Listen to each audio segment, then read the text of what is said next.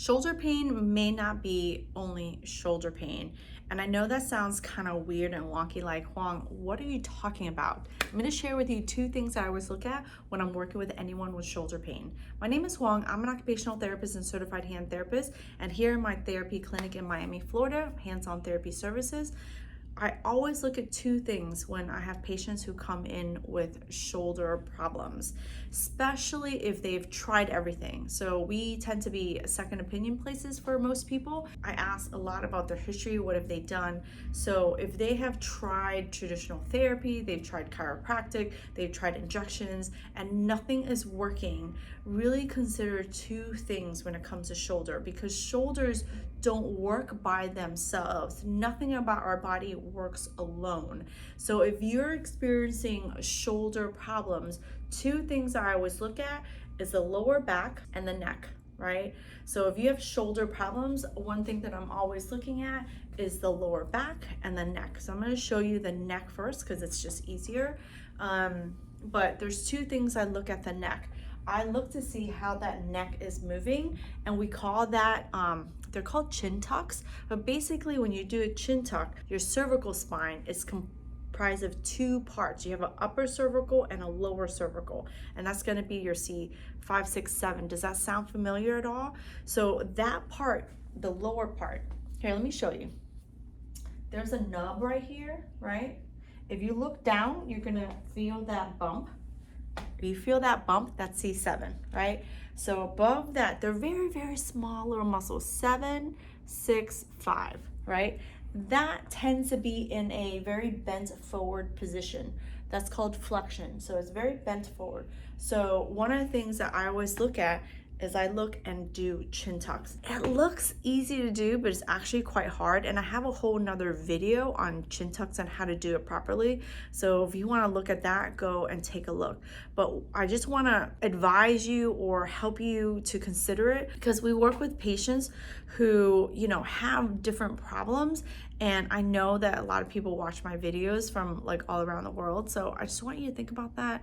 And maybe tell your therapist like, hey, is there something going on with my neck? So one of the things I always look at is the cervical spine, and is that moving really, really well? So it's chin tucks. The other muscle that's very common to the neck is called your levator. So it's that muscle on the top part right here, and it can get really stuck. It's sort of between your shoulder and your neck, and it's back here. That can be kind of tight. Let me share with you one thing that I do to stretch it. So, or actually to be able to differentiate it. So if your arms are by your side and you turn your head, let's pretend I have a left shoulder problem. So then I'm going to turn my head away from my shoulder just a little bit, not all the way, just halfway. And then I look down. If you're really, really tight there, that might be one muscle called your upper trap. Now, if you put your arm behind your back, if you can't do it, you can just put your hand on your waist like this, right? So let's pretend you're really bad, your shoulder really hurts, and you can't put it all the way back. You can put it right here. And so you're gonna turn halfway again. This is your left shoulder. You're gonna turn away from that painful shoulder and look down. If that muscle is tight, you're gonna feel it really, really pull right there. I know a lot of people on the internet are telling you to stretch it. One of my favorite things is actually not to stretch it. Muscles get long and get short. So I'm a fan of just making that muscle really short, especially in that back. So instead of stretching it, one thing you can do is look away from that shoulder that hurts and then look up. And it's a really great way to shorten that muscle. Now you can go and you can massage it a little bit. So if I turn and I look up and I kind of massage it a little bit, just I call it like muscle bending. It's like you're seesawing here. Just kind of move it back and forth just a little bit. And then if you look down and it got better, then it's your levator that's a little bit tight. Shoulder muscles go into the neck muscles go into the shoulders. So when you have chronic shoulder problems or your shoulders hurting, there's no way that your neck is not trying to protect itself and it starts to pull. So those are the two things I look at. I look at chin tucks, and I look to see how well that neck is moving, and then I look at the levator. Those are two simple things that you can do to see if, like, hey, is my neck involved? The other thing I look at is my lower back. So a lot of patients that come into my clinic, they'll have shoulder problems, and I always find out that they have a history of lower back pain, right? It doesn't have to hurt right now. It's probably not hurting right now because something else is hurting. But you have a history of it. So one of the things that we do is we look, if you have a history of it, then we do something about it to help to loosen up the shoulder muscles. Now, I know a lot of therapy clinics might just see you as a shoulder and they have a hard time looking elsewhere and seeing you as a whole person. But this is why some shoulder pain or shoulder impingement types of problems get missed quite a bit.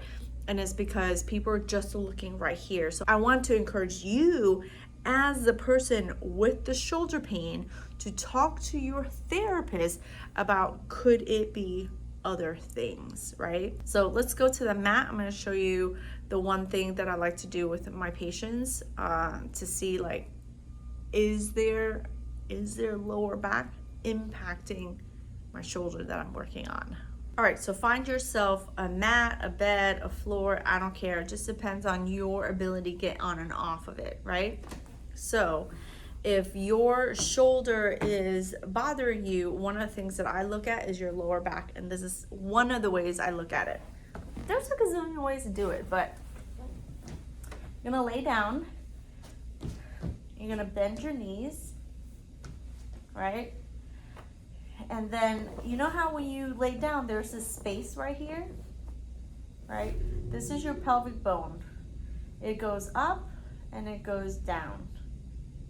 It goes up and it goes down, right? These are called pelvic tilts.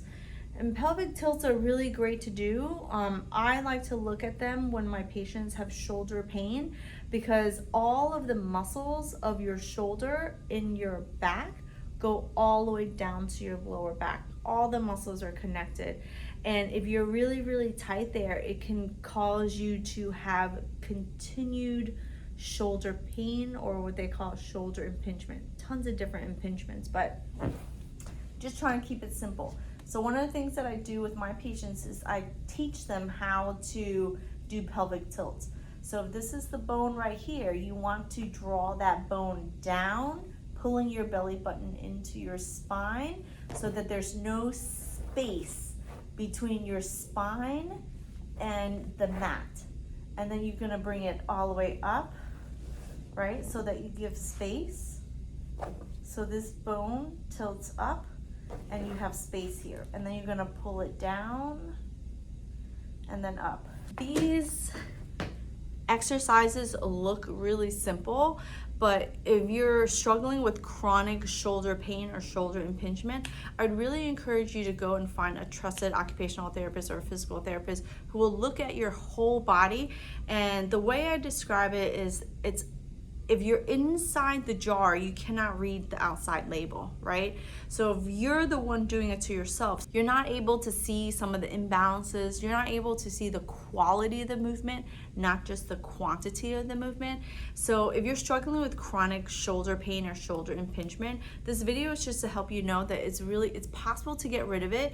And you might have to just encourage your therapist to look above and below the problem. So that's one of the things that I do here at my clinic. I look above and below the problem to help to fix that problem, especially if it is a chronic issue. Our bodies are really, really smart, and it's always looking to protect us. It's always looking to keep us very comfortable, and in that comfort can cause different problems, such as a shoulder impingement type of issue. My name is Huang. If this video has helped you, click the like button, subscribe, and follow for more.